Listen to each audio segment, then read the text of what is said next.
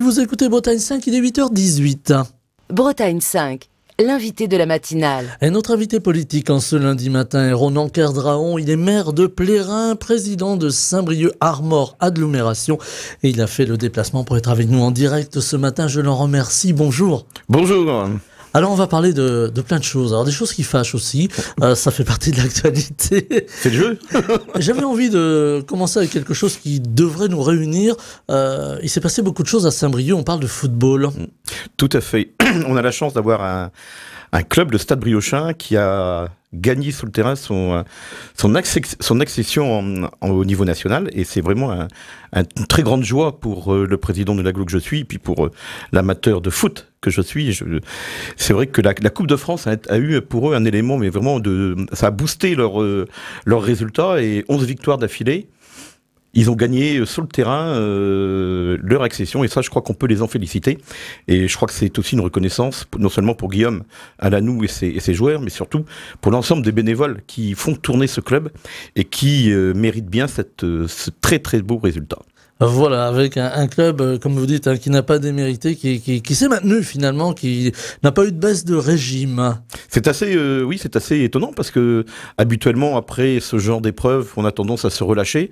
Et là, au contraire, ça a fédéré toutes les énergies, et ça a eu un effet, oui, de boost. Et là, je crois que on ne peut que s'en féliciter. Et puis, on peut aussi peut-être prendre quelques leçons sur la manière dont Guillaume et son équipe ont su gérer cette période-là. Il y a eu l'euphorie, mais une bonne euphorie qui a fédéré les énergies. Donc oui, c'est plein de bonnes leçons à tirer. Alors justement, à propos de bonnes leçons, on va parler de politique quand même un petit peu, vous êtes là aussi pour ça. J'avais envie de vous poser la question, est-ce que justement, comme en foot, il faut tirer des leçons en politique? Et on voit aujourd'hui qu'on est dans un contexte très tendu, très particulier, y compris parfois à l'échelle locale. Est-ce qu'aujourd'hui, il va falloir peut-être, à un moment ou à un autre, se poser la question sur la manière de faire de la politique dans un contexte aussi budgétaire très tendu, on l'a vu? Oui, alors la politique de 2025 n'est plus du tout la même que celle de ma première élection, par exemple, de 2008. Beaucoup de choses ont changé. Les réseaux sociaux ont pris énormément de place. D'ailleurs, sans forcément qu'il y ait un contrôle sur ces réseaux, parce qu'on peut tout dire, et beaucoup considèrent que de publier des choses ou de dire des choses sur les réseaux sociaux, c'est comme si on était dans sa salle ou dans son canapé, et ça peut avoir des conséquences sur un certain nombre de personnes. Et puis en plus, on a des faux profils. Parce que le courage pour certains, c'est aussi de se cacher derrière des faux profils pour alimenter parfois la polémique ou de créer des buzz ou des fake news. Donc il faudrait peut-être qu'on légifère là-dessus. Ça, c'est une chose. Mais je crois qu'il y a un député, je crois que c'est Corentin Le Fur, qui a dû déposer une proposition de loi en ce sens. Mais il y a aussi, effectivement, depuis la Covid, je crois qu'on voit que le comportement des gens a totalement changé. On disait... on a pu constater, moi j'ai jamais vu autant de lettres anonymes, par exemple, pendant cette période Covid, qui sont venues à la mairie, qu'on m'a adressé, pour dénoncer le voisin. C'est quand même assez interrogatif et stupéfiant sur le comportement des uns et des autres. Donc oui, on va sans doute être on est obligé de changer notre manière de faire, peut-être être encore davantage dans la proximité, même si on l'est déjà. Mais je crois que pour un élu, et je distingue un peu le rôle de l'élu local, le maire par exemple du parlementaire, il y a forcément la même connexion parfois sur le terrain, mais on voit bien que dans le comportement des uns et des autres, dans les propos qui sont tenus, aujourd'hui les gens se lâchent beaucoup plus, et il y a une forme d'égoïsme qui s'est développée, voire même pas mal de gens sont auto-centrés sur eux-mêmes. Puis on voit aussi apparaître du complotisme. Et ça, c'est assez frappant. Et, y compris là aussi à l'échelle locale, ce qui peut être parfois surprenant. Vous en avez été victime, vous, des réseaux sociaux? Oui, alors après...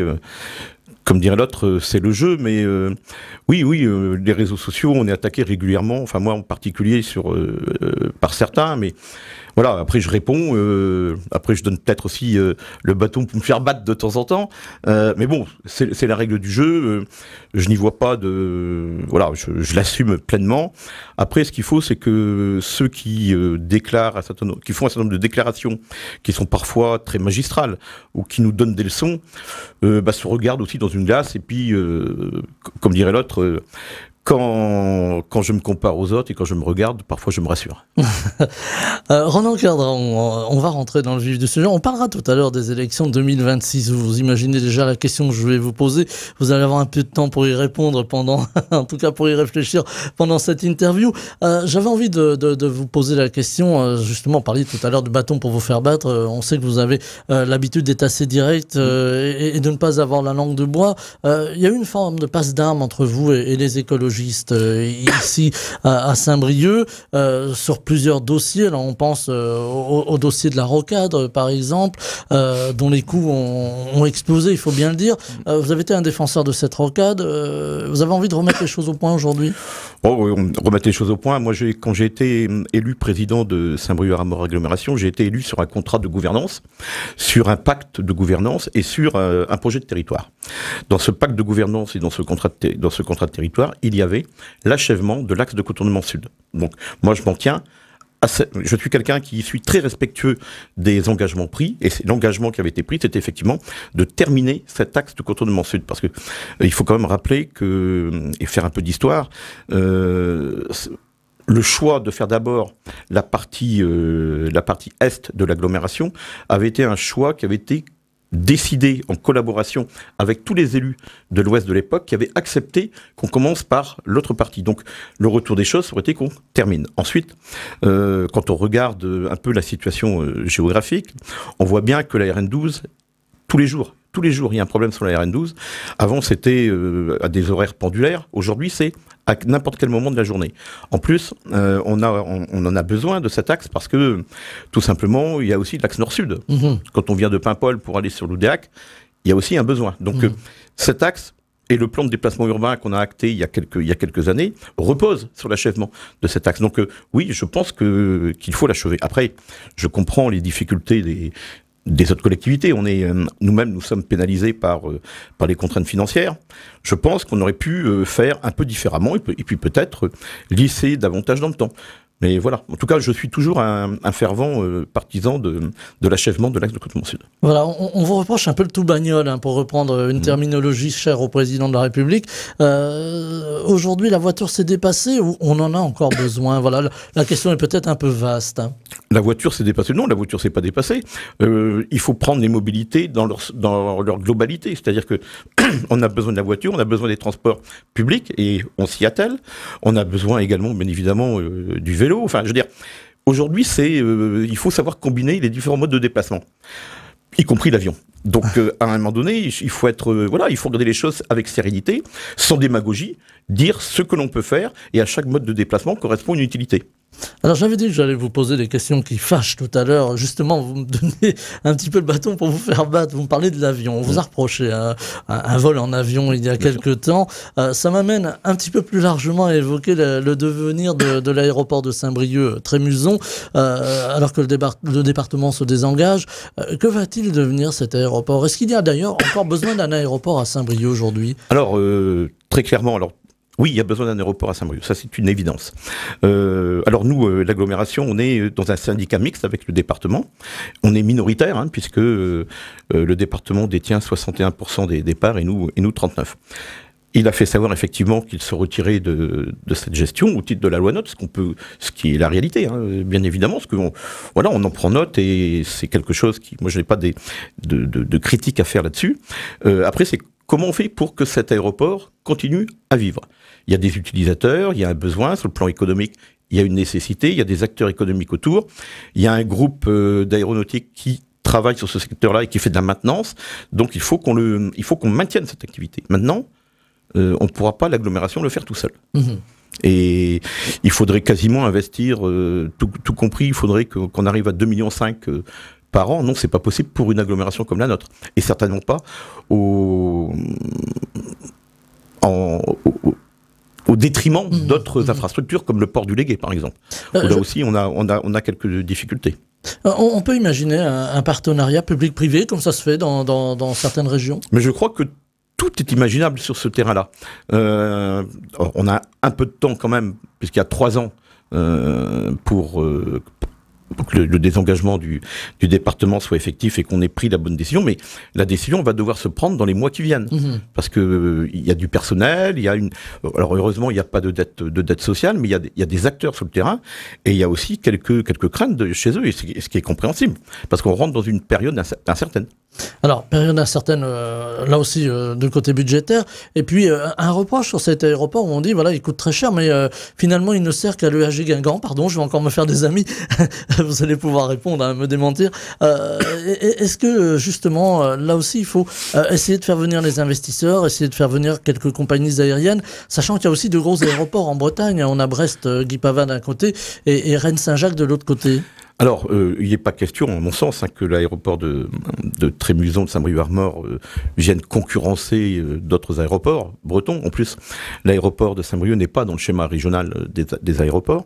Non, il y a une utilité. Là, par exemple, l'activité maintenance aéronautique est une vraie activité.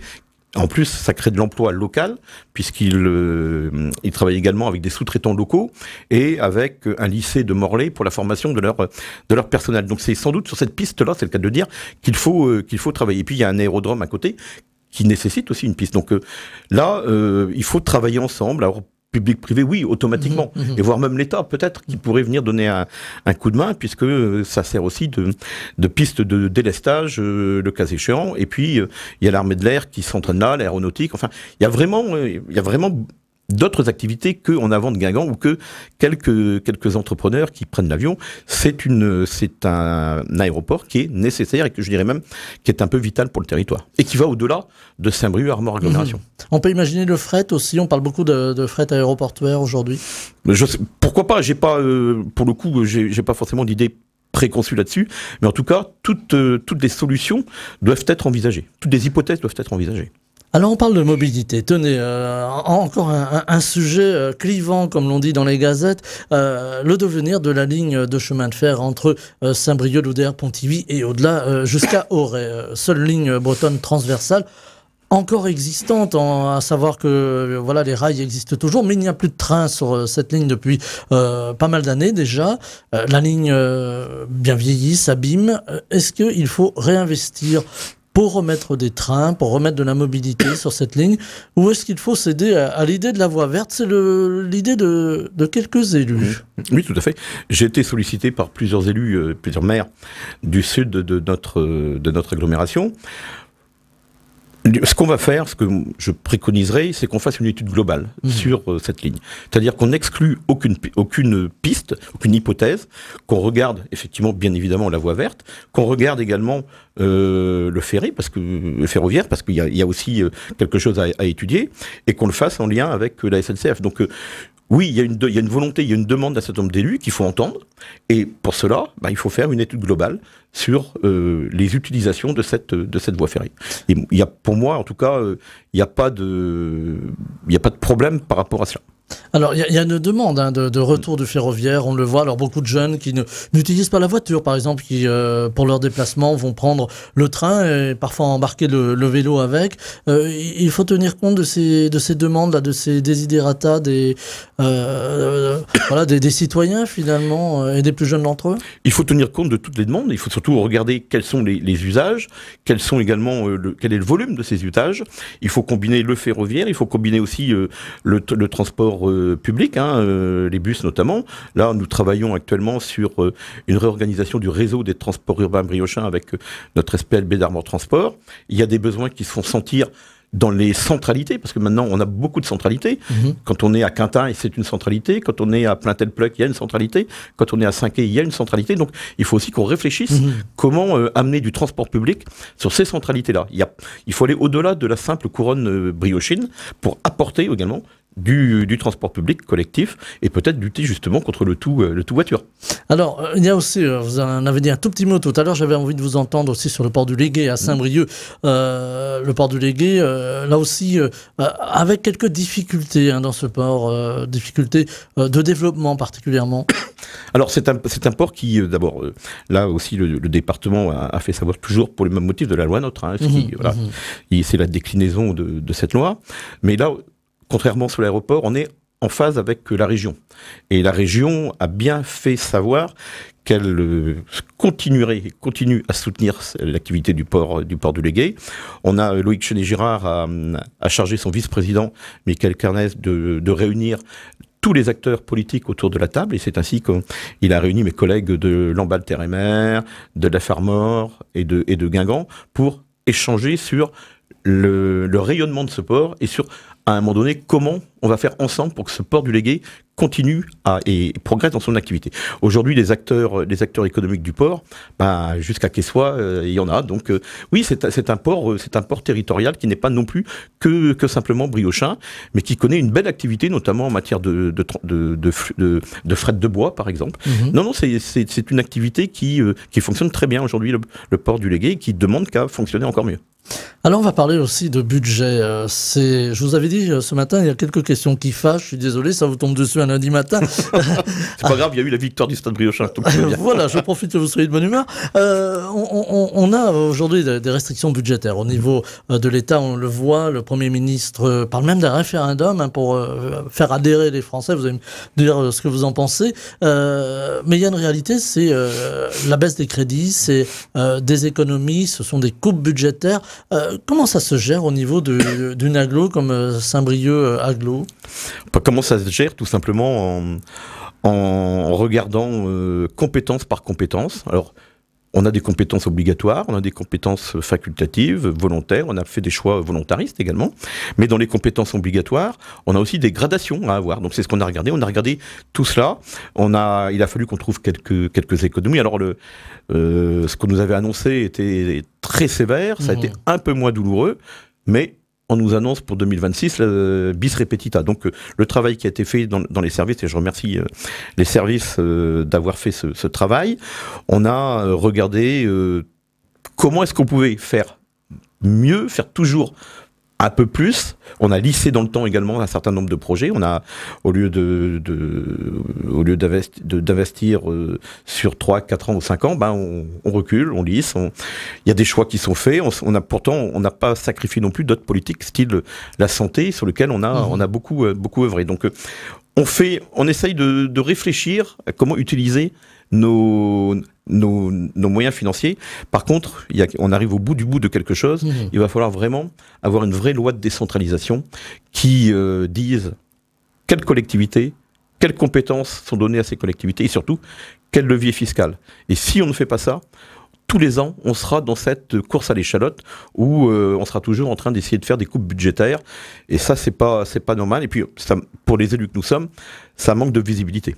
Alors, la décentralisation, on en parle beaucoup. On entend aussi parler de groupements de collectivités. Certains veulent voir disparaître la région, d'autres le département. Voilà. On peut imaginer ça un jour ? Je ne sais pas si on peut l'imaginer, mais en tout cas, moi je ne suis pas de ceux qui disent il faut supprimer un tel ou un tel. Ce qu'il faut faire, c'est clarifier les compétences des uns et des autres, donner les moyens financiers de ces compétences-là. Si on ne le fait pas, eh bien on n'y arrivera pas. Et on sera toujours en train de dire il faut faire ci, il faut faire ça. Non. Là, aujourd'hui, je pense que ce que les élus attendent, c'est une vraie loi de décentralisation qui prenne en compte les besoins des territoires, et pourquoi pas le droit à l'expérimentation. Loïc Chenet-Girard en parle souvent, mais il faut clarifier les choses et surtout donner les moyens financiers de nos politiques. Avec certaines régions, vous faisiez allusion à la région Bretagne, on va prendre le cas de la région Pays de la Loire avec Christelle Morancet qui a opéré des coupes budgétaires très rudes, très drastiques. Notamment sur la culture. Sur la culture notamment. Est-ce qu'on peut imaginer demain être acculé, se retrouver un peu au pied du mur, être obligé de faire ça ? Est-ce que pour l'élu que vous êtes, ce serait quelque chose de cruel, d'impossible à faire Alors, moi je pense que la culture, c'est un domaine sur lequel il faut rien sacrifier. Parce que la culture, c'est aussi la base de la démocratie et du vivre ensemble.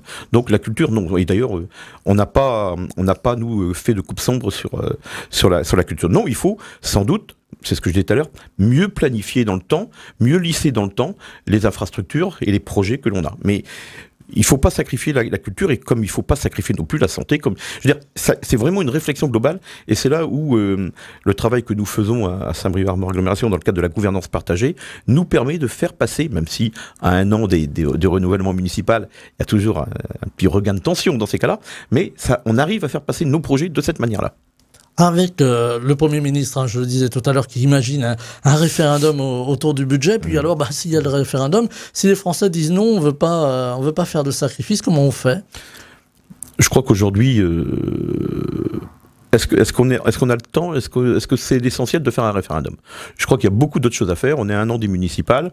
On a un gouvernement dont la stabilité est quand même assez incertaine. Donc je suis pas sûr qu'un référendum soit la bonne solution. Alors après, s'il y a un référendum et qu'il s'engage peut-être à démissionner s'il n'a pas la bonne réponse attendue, non, je crois que aujourd'hui un référendum pour moi c'est à la fois un gadget qui est agité. Je pense qu'il vaut mieux travailler sur ce que je disais tout à l'heure, une bonne loi de décentralisation plutôt que de s'amuser avec un référendum qui va en plus être très coûteux pour les finances des collectivités et de l'État.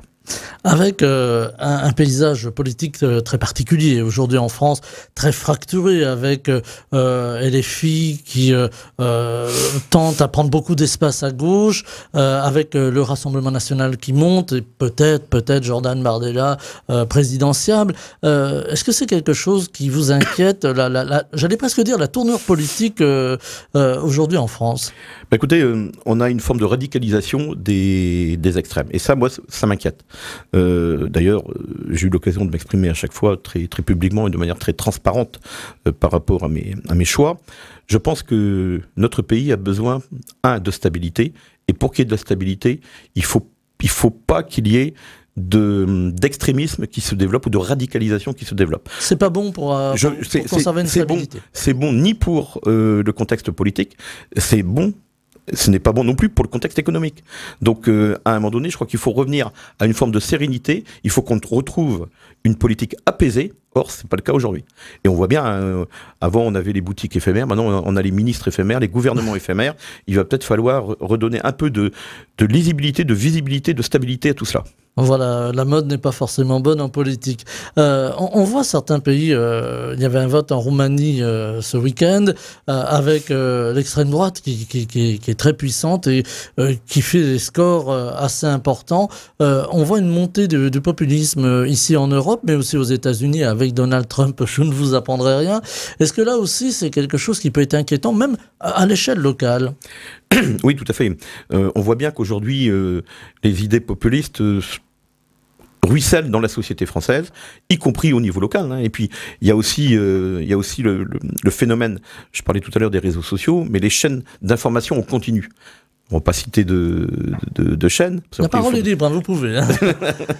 Et le fait de rabâcher tout le temps telle et telle information et d'être dans le buzz, parce que très souvent c'est ça crée aussi des inquiétudes dans nos territoires. Et ça, c'est quelque chose qui m'inquiète depuis bien longtemps. Déjà, c'est parce que ça, c'était avant Covid. Depuis la période Covid, on sent cette peur qui s'installe aussi. C'est aussi à nous, élus politiques, d'essayer de rassurer. Et quand on prend le temps de discuter avec les gens dans la rue, sur le marché de Plérin, par exemple, eh bien, les gens comprennent. Mais ça demande de la pédagogie. Mais il faut sortir de ce climat d'inquiétude, de ce climat aussi de frustration, et puis de stigmatisation. Mmh. On a affaire à beaucoup de moralisateurs aussi. À un moment donné, c'est très bien d'être moralisateur. Mais à un moment donné, on est aussi, nous, acteurs d'un certain nombre de choses. C'est à nous aussi d'agir. Voilà. Ça m'amène aux élections. Hein. Vous avez un petit peu évoqué du bout des lèvres, et on va rentrer dans le vif du sujet. Les prochaines élections, 2026, elles vont précéder l'élection présidentielle en 2027 et les élections régionales en 2028. Voilà, on va y rentrer dans une phase d'élection. J'ai envie de vous poser la question directe. Vous allez vous représenter à Plérin dans le Côte d'Armor? Je l'ai annoncé au vœu en janvier. Effectivement, je serai un nouveau candidat au municipal à Plérin avec une liste renouvelée, bien évidemment, qui correspondent à la société plérinaise d'aujourd'hui. Oui, bien sûr, parce qu'on a lancé des projets, et ces projets-là sont pour moi des projets importants qui seront des marqueurs de la vie plérinaise. On est en train de construire un centre municipal de santé, un espace des arts, on va relooker, réhabiliter, rénover une école, l'école Arrête de la Noé, et on va construire un centre municipal technique. Donc oui, on a des projets. Donc on se représente pour porter ces projets et pour faire que ces projets se concrétisent. Et puis être maire, être élu d'une commune, c'est une fonction passionnante parce qu'on est sur le concret avec nos concitoyens. Et ça, quand on prouve à travers nos actions que l'impôt n'est pas un gros mot et qu'on rend en service public au public, eh bien, je crois que c'est une certaine fierté qu'on a pour d'agir pour la population. Et là aussi, on est sur du long terme, finalement, hein. Oui, tout à fait. Quand j'ai été élu en 2008, pour sortir un projet immobilier, par exemple, il fallait 4 à 5 ans. Aujourd'hui, un projet immobilier, entre tous les recours, les concertations, etc., c'est souvent 8 à 10 ans. Donc, vous voyez, on s'inscrit dans la durée. Là, aujourd'hui, on a un projet avec Terre d'Armor Habitat d'opération d'aménagement urbain sur la Cité des Jardins à Plérin. C'est un vrai projet politique et urbanistique. Donc, on est très fiers de porter tout ça. Alors aujourd'hui, il y a des maires qui jettent l'éponge, qui sont fatigués, qui sont épuisés, voilà, qui vivent pas très bien leur quotidien de maire. Vous les comprenez, ces maires? Oui, bien sûr. Alors, on en échange souvent à l'association départementale des maires. C'est vrai que il faut avoir la couenne solide. Avant, on disait, il y avait quelqu'un qui avait dit les maires sont à portée de baffe. Aujourd'hui, ils ne sont plus à portée de baffe. Ils sont à portée de gestes, parfois de forcenés, d'insensés, ou qui expriment une frustration. On a vu notre collègue dont les freins de la voiture ont été sabotés. Un autre a vu quelqu'un pénétrer chez lui. Aujourd'hui, il n'y a plus de limite. Donc je peux comprendre que certains ont peur de retourner ou ont peur de s'engager. Ça, c'est vraiment compréhensible. Maintenant, on est aussi à la marche, il ne faut pas en faire l'alpha et l'oméga du fait d'être candidat ou pas. Je crois que ce qu'il faut dire, c'est que être maire, c'est passionnant parce qu'on agit pour le bien de ses concitoyens. Je pense que c'est plutôt de ce côté-là. Alors effectivement, aujourd'hui, avec les réseaux sociaux, avec d'autres médias, on peut être vilipendé, etc. Mais bon, voilà, c'est comme ça, on n'y changera pas. Et puis là, je sais que la justice essaye de faire ce qu'elle peut avec les moyens qu'elle a, et voilà. Mais moi, je suis très heureux d'être maire. Alors on parle aussi de sécurité aujourd'hui beaucoup, hein. C'est aussi une des préoccupations des maires, y compris dans les petites communes. On voit malheureusement le trafic de stupéfiants qui se développe, alors que ce soit dans des villes importantes comme Rennes, Brest, on en entend beaucoup parler dans l'actualité, mais aussi des villes comme Saint-Brieuc, pour prendre plus proche de chez nous. Là aussi, les maires ont un rôle d'alerte, ont un rôle... j'allais dire, vraiment réel dans la sécurité. Le maire est celui qui connaît le mieux sa commune. Donc effectivement, il a un rôle d'alerte, il a un rôle aussi de concertation, d'échange avec l'ensemble des forces, que ce soit de police nationale, de police municipale, de justice. Et c'est vrai qu'au sein des conseils de prévention de la délinquance, les maires sont présents. Mais c'est une politique de longue haleine. On ne résoudra pas ces problèmes-là en claquant des doigts. Par contre, c'est une politique sur le long terme. Alors il y a ce qu'on peut faire à court terme, à moyen terme, mais surtout à long terme. Donc c'est aussi cela de la politique. Malheureusement, c'est aussi, on n'a pas des résultats tout de suite. Le temps politique, le temps du citoyen et le temps administratif ne sont pas tout à fait les mêmes. Alors, le temps politique aujourd'hui, c'est une forme d'angoisse aussi des citoyens français. Vous parliez tout à l'heure de la montée des extrêmes. Il y a aussi l'avenir social aujourd'hui. Ça préoccupe aussi le maire que vous êtes, le président d'Agglo que vous êtes? Oui, tout à fait.